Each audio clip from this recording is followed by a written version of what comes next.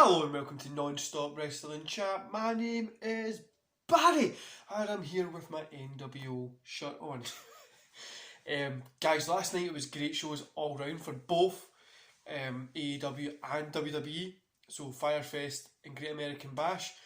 There was a clear winner, and the reason I think there was a clear winner was simple, and that is because WWE sorry guys, I'm just trying to get my notes ready from the start there. Simple reason why there was a clear winner is WWE, it feels like last minute they got this Great American Bash together, whereas Firefight, even though they've put it into a TV schedule, it has been planned that they would have had this pay-per-view anyway, so that's why I think it felt quite rushed. But both things were really good. I've tried to skip out most of the kind of promos and segments because they were really lacklustre for both. Now, there were good segments and good promos if you're enjoying the show. I've left them out here because I was enjoying the shows, but it was the matches that I was really into. There was a little bit here and there that I've added in, but apart from that, I've just left it because it wasn't really that great. Sorry guys. Also, if my voice goes, I've got a little bit of the cold today. Not corona, just the cold. I think it's actually the allergies because somebody cut the grass behind me. So AEW Firefest Night 1. Just before we get into this, one thing that I want to say is I don't know if I like this night 1 and the whole week for night 2. It's just two different nights. Generally when it's night 1, night 2. Today I was watching 1PW from back in 2006, I think it was. It was like one night, Friday night, Saturday night, or Saturday night, Sunday night. That's a better kind of feeling for a night 1, night 2, instead of from two different weeks, but hey, they're on the TV, so that's probably why. So, AEW straight away. We had Jurassic Express versus MJF and Wardlow. I still don't have a clue how to say that name right, and I hope I'm saying it right. Luchasaurus and Jungle Boy, Jurassic Express, they picked up the win. This was one of the best openers that I've seen, guys. This was like a match that would get you to buy into the show. So this match, literally, I was like, this is going to be a great night. It was really great. I feel that, see, if this was a pay-per-view, there could have been a lot more done with this match. But for all the kind of restraints that they had within the TV environment, I gave it a 3 stars. So it was on for just over 11 minutes. 11 minutes 3 seconds to be exact. This was a really, really great match, and I would recommend you go try and find it on YouTube or go support AEW and watch it on a TV channel or whatever. Next, we had AEW Women's World Championship, Ford against Shida. Shida picked up the win. This was definitely the best match that I've seen Ford in. Don't get me wrong, I've not seen much of Ford's matches, but yeah, this was one of the best ones that I've seen them in. I actually really liked the last kind of 3 minutes was a solid push, but I really, really enjoyed the whole thing. It was a great work, just a great work. So I gave this 3 stars and all. This was 11 minutes 16 seconds. Both starting matches, just over 10 minutes. I think this is like, for a TV or middle of the road match, just over 11 can be one of the best results that you can get. So these both matches at the start there were great. I actually really, really enjoyed them. The only reason I gave them 3 stars is I feel it would have been better on pay-per-view than it was on the TV. Then we had the TNT Championship match. Jack Hager versus Cody Rhodes. And I've been calling Jack Hager all day. Cody Rhodes picked up the win here. It was a solid outing, guys. There was nothing you could really say. It was Hager punched the ref after it because he thought he won. A little bit. I get Jericho trying to defend him, but he's struggling to do so, added onto it. And I think there's going to be a good a breakdown of Jericho's little team coming up. I really am looking forward to seeing what the future holds for Jake Hager there, because Jack Hager, what the hell you want to call I really think it was a good, strong match. The only problem is this wasn't the greatest match. I gave it 2.5 stars. It was a solid outing, a solid match, a really good solid match, but compared to the two at the start, there was nothing really that grabbed you by the balls and got you interested in here. After that, we had Ortiz and Santana versus Private Party. Private Party picked up the win here. There was this match had quite a lot of sloppiness. If you have seen it, you'll understand what I'm talking about. It was a little bit sluggish and sloppiness. Just, it could be tightened up here and there. But Private Party is kind of, I'm actually enjoying what they're doing. Yeah, guys, this was a 2-star match. It was just over 10 minutes, but it was the sloppiness that held it down. I'm reading my notes, sorry guys. So I've put Santana and Ortiz continue to be great foes for anybody that they face, which is true, but it really was just quite a sloppy match. 2 stars for this, and we'll move on. So we had AEW Tag Team Championship match. Kenny Omega and Adam Page versus the Best Friends. Omega and Page pick up the win. Of course, both of them are great workers. This was a great main event, guys. This was a 4-star main event. It was, only thing again that kept it from the 5 was it was TV and not pay-per-view. I think if this was pay-per-view, it would have been a 5-star, maybe even match of the year. Really, really was a great match. And I just want Kenny Omega and Adam Page to be singles wrestlers.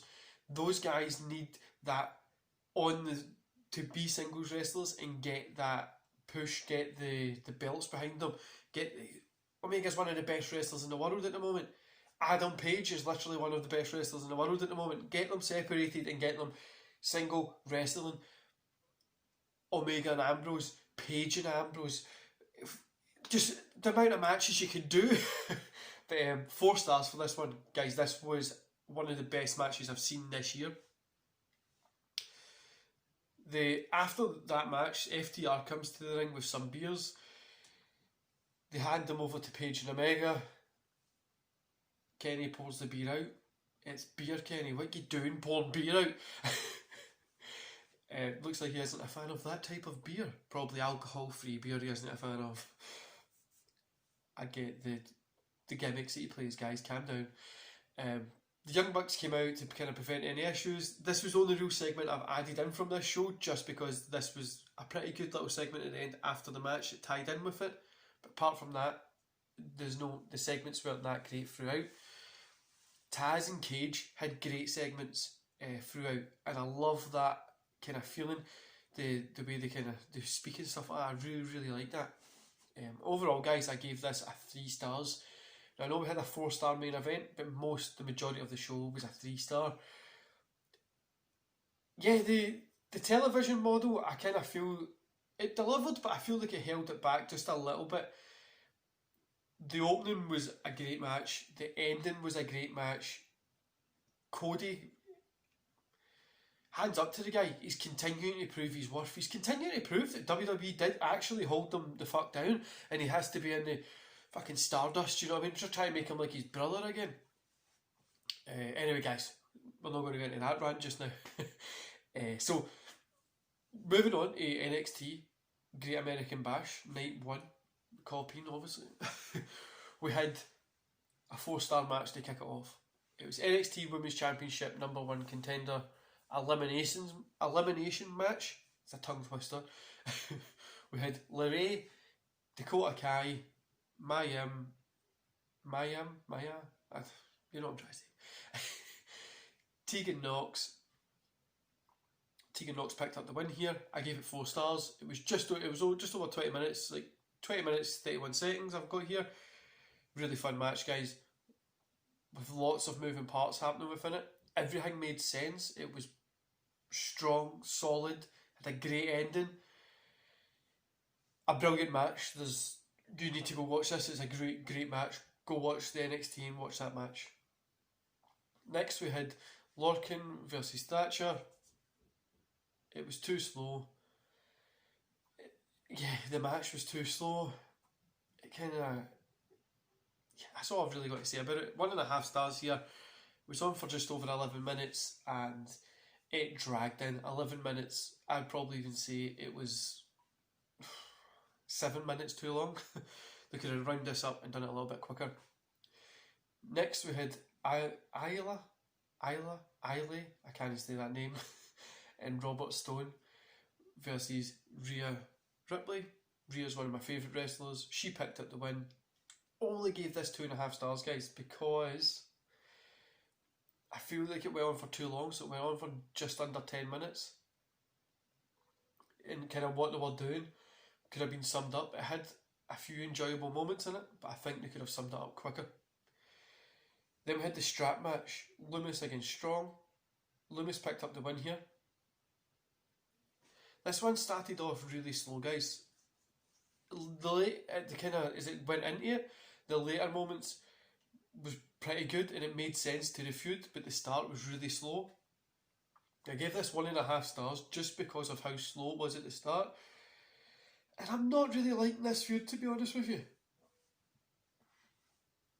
Main event, we had Shirai versus Banks. Io Shirai versus Sasha Banks. 4-star match, guys. This was great. Nothing else I can really say about this. It was a great match. I don't even know what to say. The finish was really creative. I'm not going to spoil it for you. Shirai picked up the win, but go watch the finish. It was really, really creative.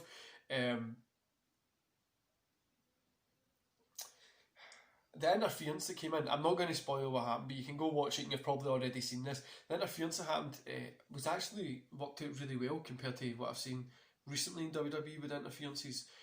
But I gave this 4 stars and it was just under 15 minutes. Overall, guys, for this show here, 2.5 stars. The reason I'm going to do 2.5 stars is because they had a 4-star and a 4-star. The start, great, end, great, but the middle was pretty bad. So I've gave it 2.5 stars.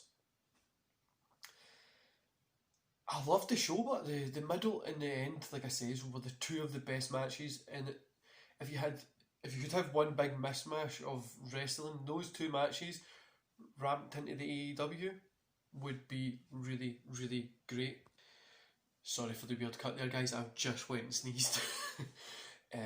Yeah, it would be really great if you could mix those up, but hey, we know we're in different promotions. The overall winner, like I was going to tell you about, the notes haven't got this, so I can just say it. AEW for the night. I really enjoyed AEW more, and it kept me entertained. That's the thing that's happening with AEW as well. They're really keeping you entertained more than what WWE is at the moment. And this is NXT. I know NXT has a little bit of a different book, the way it works, the way it gets booked. Raw on Monday was utter terrible. These 2 shows were great. I'm actually at the point where I'm starting to... I just watch Raw and SmackDown so I can do these videos on here.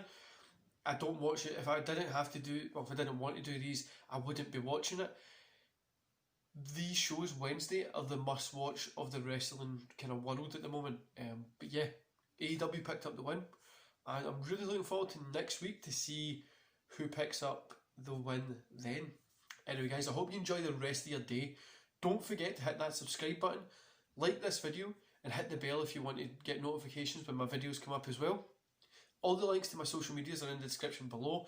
And if you would like to be on this to maybe do a podcast or watch a wrestling show live and we can chat about it, let's get something organised. Hit me up in emails and we can get something sorted. Anyway, guys, enjoy the rest of your day and I'll see you here on Saturday for your SmackDown review. See you later, guys.